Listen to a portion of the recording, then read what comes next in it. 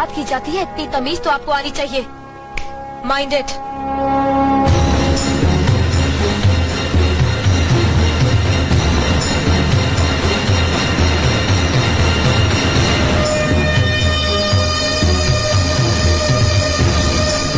मालिक, छोटी बहू की बात का बुरा मत मानना, नादान है, बच्ची है।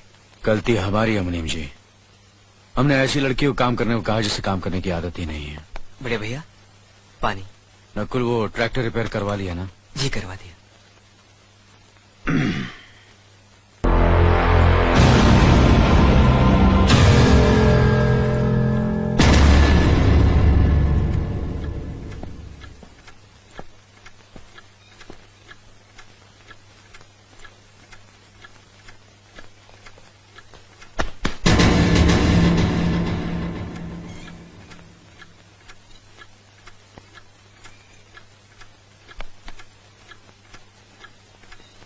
इसे मैं फेंक देता हूँ बड़े भैया, आप चाहिए।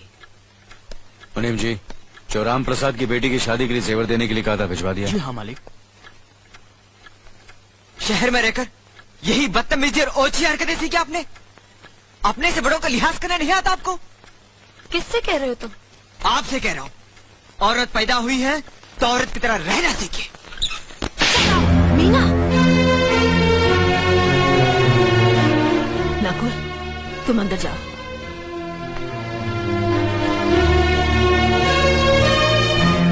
पागल हो गई हो तुम? औरत होकर एक मर्द पर हाथ उठाती हो? इतनी ऊंची घराने की बहू होकर ऐसी नीच हरकत, शर्म नहीं आई तुम्हें? कौन सा ऊंचा घराना? ये जहाँ सिर्फ एक आदमी राजा है और बाकी सब उसके गुलाम। मीना, चिल्लाइए मत। आप मेरी सास नहीं है। जिस तरह आप इस घर की बहू है, वैसे मैं भी हूँ। बहू हो तो बहू की मर्यादा में रहो। मर्यादा की रस्सी में तो आप जैसी जाहिल और गवार औरतें बनती हैं।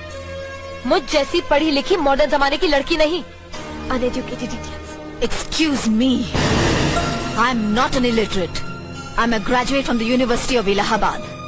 I am aware of the modernization of women, but I have not forgotten my culture, my customs, my traditions and my values, and most of all, I never ever forget that I am an Indian woman.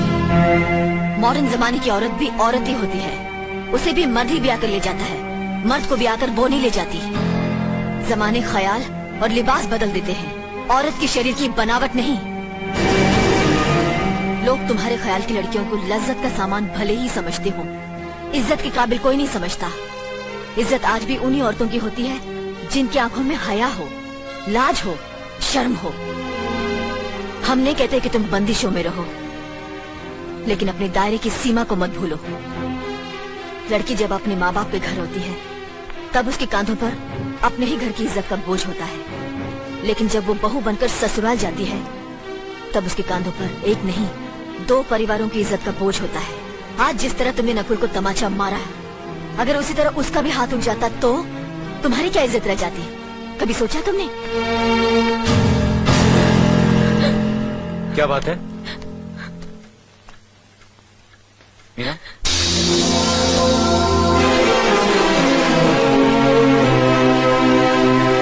क्या हुआ भाभी? हाँ, कुछ नहीं। मीना कह रही थी कि उसे खाना बनाना नहीं आता। हमने सोचा कि 2-4 खरी खोटी सुनाने से ही सीखेगी, तो सुना दिया, बस रोने लगी। क्यों अर्जुन, हमें तुम्हारी बीवी को डांटने का भी हक नहीं? क्यों नहीं, आप हमारी भाभी माँ हैं। आप मार सकती हैं, डांट सकती हैं, कुछ भी कर सकती हैं।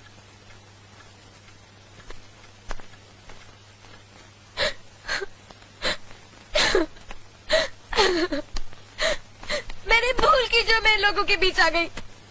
मेरी तो इस घर में कोई इज्जत ही नहीं है। जब देखो तो सब मेरी इंसल्ट करते रहते हैं। मैं कब से रो रही हूँ, तुम पूछ भी नहीं रहे हो कि मैं क्यों रो रही हूँ। बेकार रो रही है तो कौन पूछेगा? अच्छा, तो मैं तुम्हारे लिए और इस घर के लिए बेकार हो गई हूँ।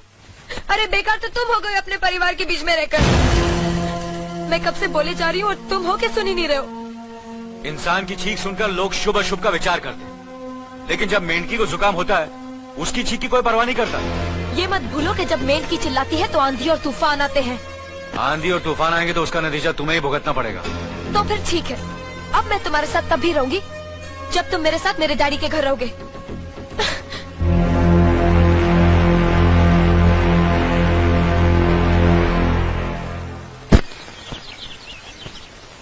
हमारी मीना बहुत प्यारी बच्ची है, लेकिन उसमें अभी भी बचपना है।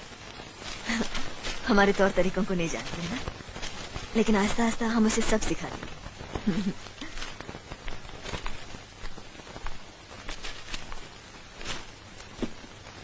बड़े भैया, ये अपने घर जाना चाहती है। जाना भी चाहिए। 4-5 महीने हो गए, मायके की याद भी आती होगी इसे। और अर्जुन, तुम्हारे ससुर जी तुम्हें कई बार बुला चुके हैं। तुम भी कुछ दिनों के लिए हो आओ, तुम्हारा मन भी बहल जाएगा। अगर ये वापस लौटने के लिए जा रही होती तो मैं जरूर जाता, मगर ये तो हमेशा के लिए इस घर से जा रही है। कैसी बातें कर रहे हो? अगर तुम दोनों के ख्यालात एक दूसरे से नहीं मिलते तो इस मामले को घर की 4 दीवारी में बैठकर आपस में सुलझा लेना चाहिए। बहू शहर की पढ़ी लिखी लड़की है, उसे गांव की रीति रिवाज के बारे में क्या मालूम? ये तो तुम्हारा फर्ज बनता है अर्जुन कि तुम उसे हमारे तौर तरीके सिखाओ। सिखाने से कोई फायदा नहीं बड़े भैया, ये खुद को इस माहौल में डालना ही नहीं चाहती, इसलिए भेज रहा हूं। अच्छा, तो तुमने फैसला भी कर डाला? बड़े भैया, बात यह है कि मैंने मीना को, तुम बहुत समझदार भी हो गए हो ना, तो फिर तुम्हें इतना तो समझ लेना चाहिए, अगर बहू अपने आप को बदल नहीं पा रही है तो तुम बहू के मुताबिक बदल जाओ। आखिर वो तुम्हारी पत्नी है, उसका साथ देना तुम्हारा धर्म है। तुम्हारे भरोसे ही तो उसने अपनी सारी जिंदगी सौंप दी तुम्हें। अर्जुन, मेरे दर पर तुम तड़प उठोगे, तुम्हें तकलीफ होगी तो मैं रो दूंगा, क्योंकि हम दोनों एक ही मां की संतान हैं। खून का रिश्ता है हमारा, मगर पत्नी का नाता उससे कहीं ज्यादा गहरा होता है, क्योंकि वो पराये घर से आकर अपनों से कहीं ज्यादा अपनी हो जाती है, परछाई बन जाती है हमारी। पति शरीर है तो पत्नी उसकी आत्मा है। पत्नी ही पति के जीवन को सही अर्थ देती है, उसे कामयाब बनाती। पत्नी के बगैर पति बेजान और बेमाने हो जाते हैं। अगर आज तुम अपनी पत्नी को हमेशा के लिए उसके मायके छोड़ाओगे तो ये गांव, ये समाज क्या कहेगा हमारे बारे में? जरा सोचो अर्जुन, न्याय के सिंहासन पर बैठकर जो लोगों के अच्छे बुरे का फैसला करता है, अगर उसी के घर में नाइंसाफी होगी तो लोग हंसेंगे हम पर, किसी को मुंह दिखाने के काबिल नहीं रहेंगे हम। बड़े भैया, मुझसे भूल हो गई, मुझे माफ कर दीजिए। मुनीम जी। जी मालिक। जायदाद के दस्तावेज लाइए। जी अभी लाया। बहू, पति ही पत्नी की असली शक्ति होती है। हमारे पुरखों ने कुल धर्म पत्नी के बारे में कहा है, जो पति के काम में उसकी मददगार हो, उसे अच्छी सलाह दे, जो दासी की तरह उसकी सेवा करे, मां की तरह उसे खिलाए पिलाए, लक्ष्मी का रूप और धरती की तरह उसमें सहन शक्ति हो, वही आदर्श पत्नी होती है। औरत की सोच मर्द का मुकद्दर बनाती है। वो जब बनाने पर आती है तो कुटिया को महल कर देती है, और जब बिगाड़ने पर उतरती है तो महल को मिट्टी का ढेर बना देती है। मालिक, ये जायदाद के दस्तावेज हैं। हमारी जमीन जायदाद कहां कहां है और कितनी है, उसका हिसाब किताब ना बाबूजी को मालूम था, ना हम तीनों भाइयों को मालूम है। बहू, तुम पढ़ी लिखी हो, आज से इसका हिसाब किताब तुम देखोगी। लक्ष्मी जी। अपनी चाबियों का गुच्छा और ये कागजात बहू को दे दो।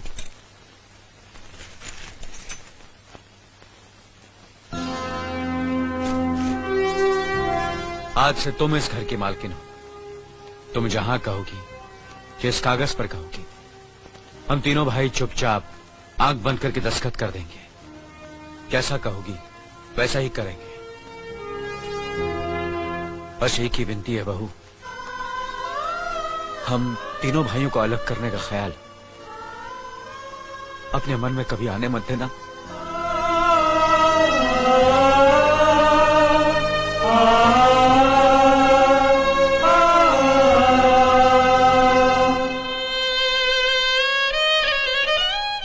बहुत अच्छा किया तुमने बहू, बहुत अच्छा किया।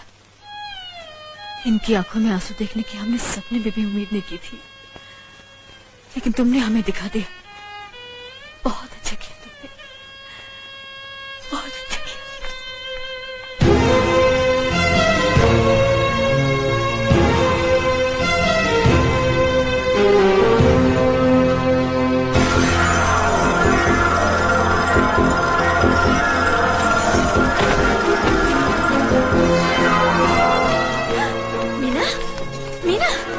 क्या हुआ बहू? मीना, मनी जी जल्दी से डॉक्टर को बुलाइए।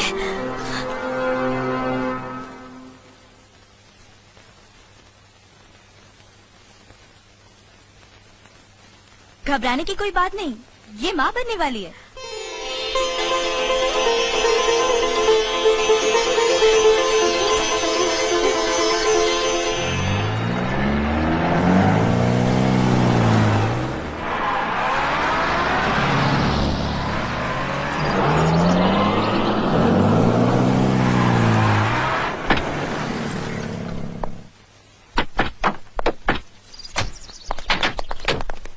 आप लोग यहीं ठहरिए, मैं ठाकुर साहब से मिलकर आता हूँ।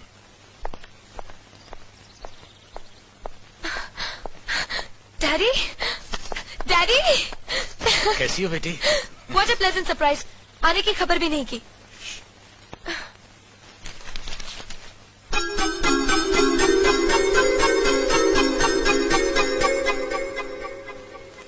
ठाकुर साहब, पाए लागू। संधि जी, आप अचानक यहाँ कैसे? तशरीफ रखिए, बैठिए ना। आपके बराबर बैठने की मैंने कभी गुस्ताखी नहीं की, तो आज कैसे करूंगा? बहुत दिनों बाद हम लोग मिल रहे हैं। कहिए, आपका कारोबार कैसे चल रहा है? आपकी कृपा और आशीर्वाद से ठीक ही चल रहा है। दिल्ली में इंडस्ट्रीज मिनिस्टर के साथ कब की अपॉइंटमेंट ली है? कल सुबह 11 बजे सर। इनकम टैक्स केस का वकील ने कहा है कि 15 तारीख की हियरिंग में मामला क्लियर हो जाएगा। आज एक्सपोर्ट का माल जापान के लिए जहाज से रवाना हो जाएगा ना? जी हाँ सर। नमस्ते ठाकुर साहब। नमस्ते नमस्ते नमस्ते। अरे दीनानाथ जी, आप लोगों ने यहाँ आने की तकलीफ क्यों की? मैं आपकी संस्था के लिए गवर्नर साहब से बात कर चुका हूँ, आपका काम हो जाएगा। धन्यवाद, बहुत बहुत अरे गोपीनाथ जी, होम मिनिस्टर ने वादा किया कि आपके भाई का ट्रांसफर जल्दी ही हो जाएगा। Thank you sir. Daddy, good morning daddy. Good morning my child. आप कहीं जा रहे हैं क्या? हाँ बेटी, एक जरूरी काम से दिल्ली जा रहा हूँ, अपना ख्याल रखना। ओके। Okay, bye. पास में ही फैक्ट्री के लिए जमीन देखने आया था, सोचा आपके दर्शन करता चलूं। अब इजाजत दीजिए। इतनी जल्दी कैसे जा सकते हैं आप? भोजन तो करते जाइए। माफ कीजिए, आप तो जानते ही हैं, बाप बेटी के घर का खाना तो क्या, पानी भी नहीं पी सकता। शहर में रहकर भी अभी भी आप इन बातों को मानते हैं? शहर में रहूं या गांव में, मैं अपनी परंपरा और संस्कार कैसे भूल सकता हूं? आखिर मैंने इसी मिट्टी में जन्म लिया है। अच्छा, चलता हूं। अजी, कम से कम बेटी से मिलकर उसकी कुशलता तो पूछ लीजिए। ये क्या कह रहे हैं आप? मैं इतना ऊंचा नहीं हूं कि अपनी बेटी की कुशलता पूछकर आपका अपमान करूं। ठाकुर साहब, ये तो मेरी बेटी का सौभाग्य है कि वो इस मंदिर जैसे पवित्र घर में बहू बनकर आई, और फिर आपकी छत्र छाया में तो वो कुशल हो गई। राम राम। राम राम। बेटे, जिस तरह तुम मैके में चहकाती रही हो ना, वैसे ही अपनी ससुराल को भी महकाती रहना। जी।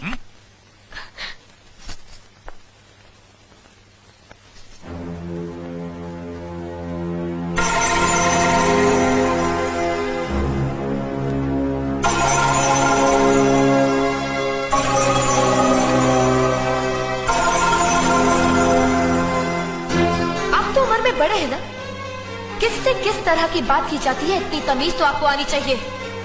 Minded, minded, minded, minded, minded.